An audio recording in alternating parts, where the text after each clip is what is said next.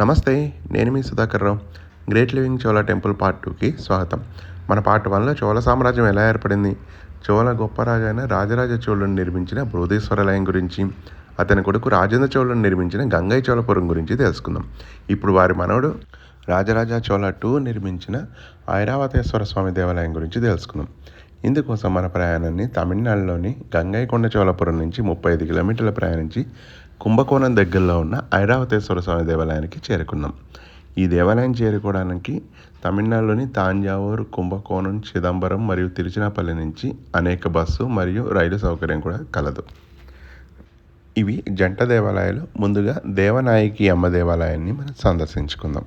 రెండో రాజరాజ చోళుడు సామాన్య శకం 1146 నుంచి 1172 మధ్య కాలంలో చోళ సామ్రాజ్యాన్ని పరిపాలించాడు. తన తాత మరియు తండ్రి వలె ఆయన కూడా దేవాలయాల నిర్మాణానికి పెద్దపీట వేయడం జరిగింది. సాధారణంగా శివాలయాల్లో శివుడితో పాటు అమ్మవారి దేవాలయం కూడా ఉంటుంది. అయితే ఇక్కడ అమ్మవారి దేవాలయాన్ని ప్రత్యేకంగా నిర్మించారు. అంటే దీన్ని శైవం మరియు శక్తి యొక్క సమ్మేళనంగా చెప్పవచ్చు. మనం గర్భగుడిలోని అమ్మవారిని దర్శించుకుంటున్నాం. ప్రస్తుతం సమయం 12 గంటలు కావడంతో ప్రధాన గర్భాలయాన్ని మూసేయడం జరిగింది. మనం ఒకసారి ఈ దేవాలయాన్ని గమనిస్తే కనుక దేవాలయం రథచక్ర ఆకారంలో ఉండి ఏ విధమైన మండపాలు లేకుండా ఉన్నట్టుగా మనకి కనిపిస్తూ ఉంటుంది. రెండవ రాజరాజ చోళుడు తన తాత మరియు తండ్రి వలె భారీ నిర్మాణాలు కాకుండా చిన్న చిన్న దేవాలయాలు నిర్మించి అందులో మైక్రో ఆర్ట్ మీద ఎక్కువ స్థూల దృష్టి పెట్టినట్టుగా కనిపిస్తుంది. అంటే భారీ నిర్మాణాలు కాకుండా చిన్న చిన్న దేవాలయాల్లో చిన్న చిన్న శిల్పాలతో ఆ దేవాలయాన్ని సుందరీకరించినట్టుగా మనకు తెలుస్తుంది. 13వ శతాబ్దంలో చోళ సామ్రాజ్యం పతనమైన అనంతరం ఈ దేవాలయం అనేక దాడులను ఎదుర్కొని పూర్తిగా నిరాదరణకి లోనైంది. తదనంతరం విజయనగర రాజులు మరియు నాయక రాజులు ఈ దేవాలయం అభివృద్ధికి కృషి చేశారు. ఈ దేవాలయం యొక్క వాస్తు, శిల్పకళ మరియు పూజా విధానం అనేది శైవం మరియు శక్తి సమ్మేళనంగా మనకి కనిపిస్తూ ఉంటుంది. మీరు ఐరావతేశ్వర స్వామి దర్శనానికి వచ్చినప్పుడు ఖచ్చితంగా ఈ దేవాలయాన్ని కూడా సందర్శించండి. కేవలం ఐరావతేశ్వర స్వామి దేవాలయానికి 200 మీటర్ల దూరంలోనే ఉంటుంది ఈ అమ్మవారి దేవాలయం. తదనంతరం మన ప్రయాణాన్ని UNESCO world heritage site and great living Chola టెంపుల్లో 3వదైన ధారాసురం ఐరావతేశ్వర స్వామి దేవాలయం వైపు ప్రయాణిద్దాం.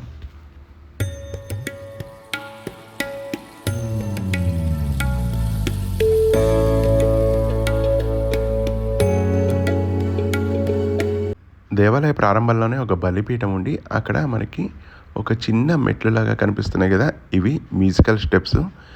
మన హంపీలో 15వ శతాబ్దంలో మ్యూజికల్ స్టెప్స్ ఉంటే ఇక్కడ ధారాసురం దేవాలయంలో 11వ శతాబ్దంలోనే మనకి మ్యూజికల్ స్టెప్స్ని చూడొచ్చు. మనం ఇంతకు ముందే చెప్పుకున్నాం కదా, దేవాలయం రథం ఆకారంలో ఉండి చక్రంతా లాగుతున్నట్టుగా కనిపిస్తూ ఉంటుంది. సేమ్ ఇది మనకి ఒరిస్సాలోని కోనార్క్ దేవాలయాన్ని పోలి ఉంటుంది.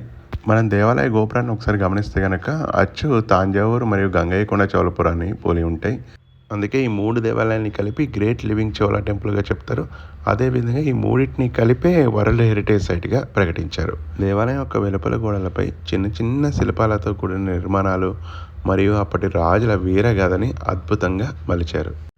దేవాలయ నిర్మాణ శైలి గర్భగుడి, దాని మీద విమాన గోపురం, అర్ధమండపం మరియు మహామండపంగా విభజించబడింది.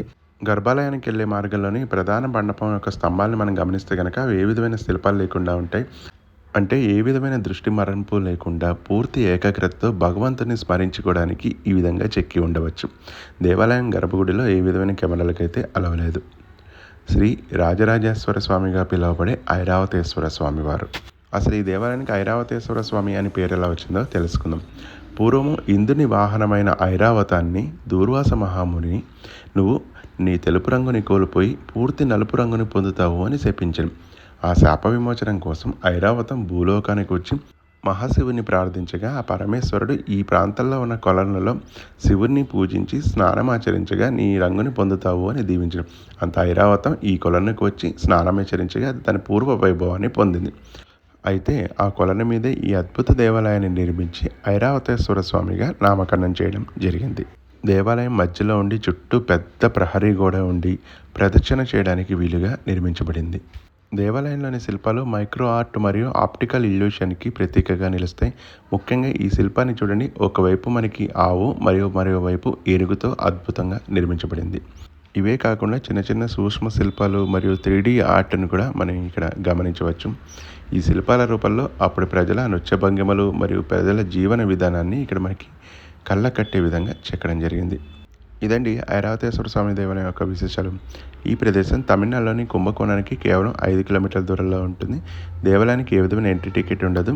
సమయం ఉదయం 8 గంటల నుంచి సాయంత్రం 5 గంటల వరకు మాత్రమే తెరిచి ఉంటుంది. 11వ శతాబ్దం చివరి అంకంలోకి వచ్చేసరికి చోళ సామ్రాజ్యం క్రమేపీ తన పట్టుని కోల్పోతూ ఉండి చివరికి తాంజావూరు ప్రాంతాన్ని కేంద్రంగా చేసుకుని పరిపాలించడం సాగింది. ఆ సమయంలో వచ్చిన మరో గొప్ప రాజే కులుక్తుంగ చోళ III. ఈయన నిర్మించిన దేవాలయమే సర్వేశ్వర దేవాలయం. దీన్ని గ్రేట్ లివింగ్ ఆఫ్ చోళ టెంపుల్లో 4వ టెంపుల్ మరియు చివరి గొప్ప టెంపుల్గా భావిస్తారు. ఈ దేవాలయం కుంభకోణానికి 5 కిలోమీటర్ల దూరంలోనూ, మనం దర్శించిన ఐరావతేశ్వర స్వామి దేవాలయానికి 11 కిలోమీటర్ల దూరంలోనే ఉంది. నేరుగా బస్ సౌకర్యం కూడా కలదు ఈ ప్రదేశం చేరుకోవడానికి. మనం తిరుభువనంలోని స్వామి సన్నిధికి అయితే చేరుకున్నాము. దేవాలయం చేరుకోగానే మనకి మొదటగా 5 అంతస్తుల విశాలమైన రాజగోపురం మనకి స్వాగతం పలుకుతుంది. ఎలా అయితే శ్రీ మహావిష్ణువుకి 108 దివ్యదేశాలు ఉన్నాయో అలానే పరమేశ్వరుడికి కూడా 275 ముఖ్యమైన దేవాలయాలు తమిళనాడులో ఉన్నాయి. వాటిలో మొదటి 7 దేవాలయాల్లో ఈ తిరుభువనం దేవాలయం ఒకటి. చోళులు నిర్మించిన అనేక గొప్ప దేవాలయాల్లో ఏ దేవాలయానికి లేని ప్రత్యేకత ఈ ఒక్క దేవాలయానికే ఉంది. అదేమిటంటే దేవాలయం యొక్క రాజగోపురం మరియు విమాన గోపురం 2 ఒకే ఎత్తులో ఉండడం. అదేవిధంగా ఈ దేవాలయం యొక్క విమాన గోపురం యొక్క ఆకారం మిగిలిన 3 లివింగ్ చోళ టెంపుల్స్ యొక్క ఆకారాలు ఒకే విధంగా ఉంటాయి. ఇక చోళ సామ్రాజ్యం పతనం అయిపోతుంది అనే సమయంలో కులుక్తుంగ చోళ III రాజ్యాన్ని చక్కదిద్దే ప్రయత్నం చేశాడు. ఇతని సామాన్య శకం 1176 నుంచి 1218 మధ్య కాలంలో చోళ సామ్రాజ్యాన్ని పరిపాలించాడు. ఈ రాజు తన ప్రత్యర్థులతో అనేక యుద్ధాలు సాగించి వాటిలో విజయం సాధించి వాటి గుర్తుగా ఈ దేవాలయాన్ని నిర్మించడం జరిగింది. ఈ దేవాలయం యొక్క ఆకారం బృహదేశ్వరాలయం గంగైకొండ చోళపురం లాగా ఉండడం వల్ల దీన్ని కూడా గ్రేట్ లివింగ్ చోళ టెంపుల్లో భాగంగా చేశారు. అదేవిధంగా చోళులు నిర్మించిన చివరి గొప్ప దేవాలయం కూడా ఇదే. దురదృష్టవశాత్తు ఈ దేవాలయం నిర్మించిన తర్వాత సుమారు 50 సంవత్సరాల్లో చోళ సామ్రాజ్యం పూర్తిగా పతనమైంది. ఇప్పుడు మనం గర్భాలయంలోని స్వామివారిని దర్శించుకుందాం. ప్రధాన గర్భాలయానికి వెళ్ళే మార్గంలో అనేక ఉపాలయాలు కలవు. వాటిలో ముఖ్యంగా నటరాజస్వామి దేవాలయం, శివగాని అంబన్ దేవాలయం మరియు వినాయక దేవాలయాలు ముఖ్యమైనవి. ఈ దేవాలయం యొక్క మరో విశేషం, ఇక్కడ శివుడు మనకి 2 రూపాల్లో దర్శనమిస్తాడు. మొదటిది స్వయంభూ లింగమాకారంలో, రెండోది శివుని అవతారమైన అధిష్టాన దేవత రూపంలో. ఇక్కడ అధిష్టాన దేవతని కంపేశ్వరర్ అని పిలుస్తారు. ముందుగా మనము స్వయంభూ లింగాన్ని దర్శించుకుందాం. ఇదే స్వయంభూ లింగం. ఇప్పుడు మనం అధిష్టాన దేవత అయిన శరభేశ్వరుడిని దర్శించుకుందాం. ఇక్కడ శరభేశ్వరుడు డేగ, మనిషి మరియు సింహం ఈ 3 కలయికగా మనకి కనిపిస్తూ ఉంటుంది.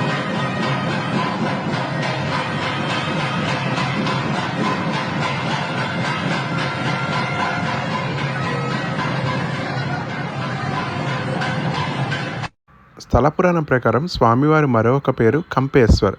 కంపేశ్వర్ అనగా కంపించడం అని అర్థం. ఒక పాండ్యరాజు తన కంపించే స్వభావం కలిగిన దేహం నుంచి ఈ స్వామివారు రక్షించడం కారణంగా దీనికి కంపేశ్వర్ అని పేరు వచ్చిందని అంటారు. అందుకే ఇక్కడ ప్రజలు నాడీకి సంబంధించిన ఏ వ్యాధులున్నా ఈ దేవాలయానికి వచ్చి మొక్కుకుంటారని ప్రసిద్ధి. ఈ దేవాలయంలోని కోనేరులో స్నానం చేయడం వల్ల అన్ని అనారోగ్యాలు మరియు దుష్ప్రభావాలు తొలగిపోతాయని భావిస్తారు. ఈ దేవాలయంలో రాహు పూజలు కూడా అధికంగా నిర్వహిస్తారు.